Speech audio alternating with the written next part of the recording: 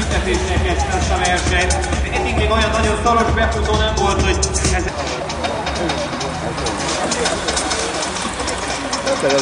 Majd a kockázátszó megint és 86-ossal a Nyíregyházi Aircraft Team.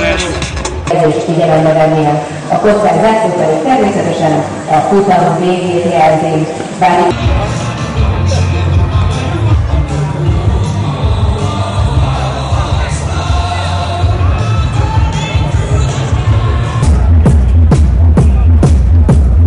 Nagyon sok új vendégünk, új érdeklődőnk van, hogy az autók utána kilóta és meghajtás nélkül egyébként hasonlít, azokon a csapat a jelzésre óriási szinten megindul, majd utána a rendben, és nagyon fontos lehet az egyik csapatról előtt, hiszen akkor kategória győztesek voltak.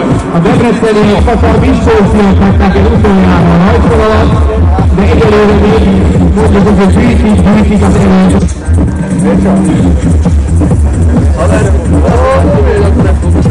Majban az egyik esők és fékezősre készíti a versenyre vezető Bokár csapatát.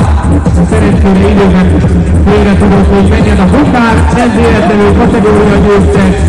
A tapasztalat megmarad, és az autó egyelőre repülőgép szerkezett szont és repülő biztonságot okoz, az lehet a számlákat kellett volna tenni a végig autójára, és akkor még egy sokkal gyorsabban találtuk őket. Intézmények, hogy műszaki menedzserek, műszaki informatizmusok, villamosmérnökök és energetik a mérnökök is van. A Bokár csapata már ott bent a sarkokban, amikor alig lehetettek és fele maradt visszafogni rá, most a versenyt nagyon vannak. Jön a Bokár megint. És ahol föltönnek a debreceniek, ott bizony leg a két zászló, mert mindenkit állva hagynak, most biztosan kezd meg egy újabb kör. Az egyik módon megvették el egyelőre, amely indít.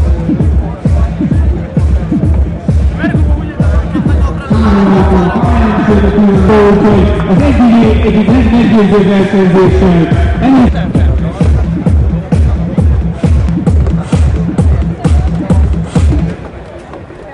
Több ezer létszámú szurkolósereg, és hát délutánra van.